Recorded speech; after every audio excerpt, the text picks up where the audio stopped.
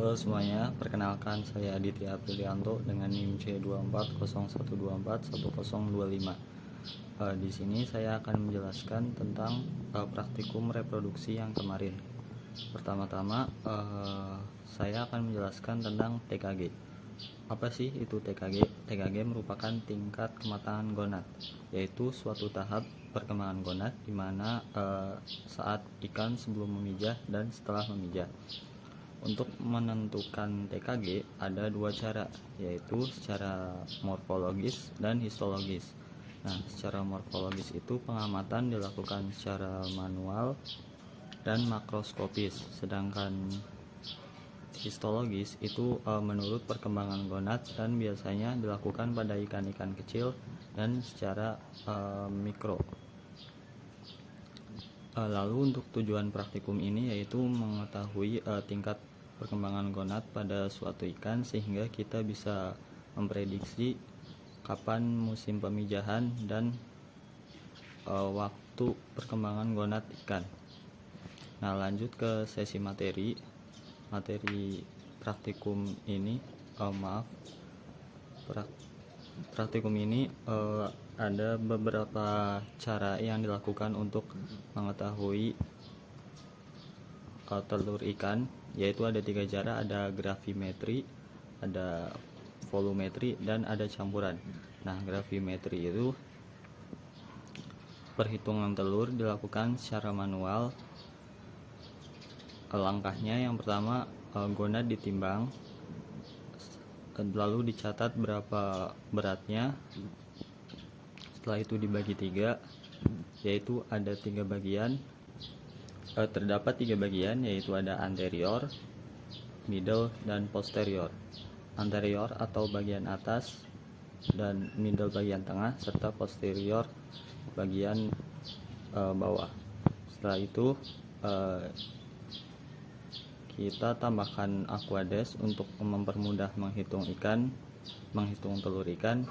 Setelah itu catat pada sheet pribadi. Setelah itu metode volumetri. Untuk metode volumetri yaitu kita menggunakan gelas ukur. Setelah itu diisi aquades sebanyak 5 mili. Setelah itu kita tambahkan gonad. Nah, gonad yang akan ditambahkan yaitu sebelumnya sudah ditimbang dan dicatat berapa beratnya, lalu dibagi 3 lagi seperti tadi, yaitu ada anterior, middle, dan posterior. Setelah itu dicatat berapa penambahan volumenya pada metode volumetri. Setelah itu telur ikan baru dihitung. Nah, yang ketiga ada metode campuran atau gabungan. Pada metode gabungan, gonad sama seperti sebelumnya, dia akan ditimbang berapa gonadnya lalu dicatat. Setelah itu dibagi 3 menjadi bagian anterior, middle, dan posterior. Setelah itu ditambahkan air sebanyak 10 ml pada gonad yang telah dimasukkan ke cawan petri. Setelah itu gonad dileburkan agar menjadi bagian-bagian kecil dari telur. Setelah itu telur dipipet, dipindahkan ke cawan petri lain, dan dipipetnya itu sebanyak 20 tetes. Setelah itu telur ikan dihitung dan dicatat pada sheet pribadi. Nah, tujuan dari lakukan itu semua tadi yaitu untuk mengetahui seberapa banyak telur ikan, dan di bagian akhir ada mengukur tingkat fekunditas ikan.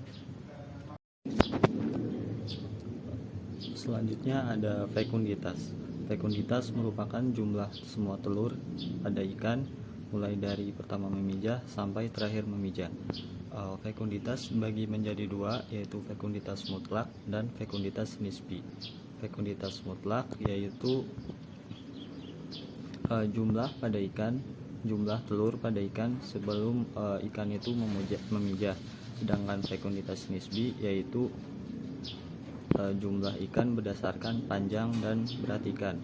Lalu tujuan dari praktikum untuk mengetahui fekunditas, yaitu kita bisa mengetahui fekunditas ikan, jumlah telur pada ikan, dan diameter telur ikan.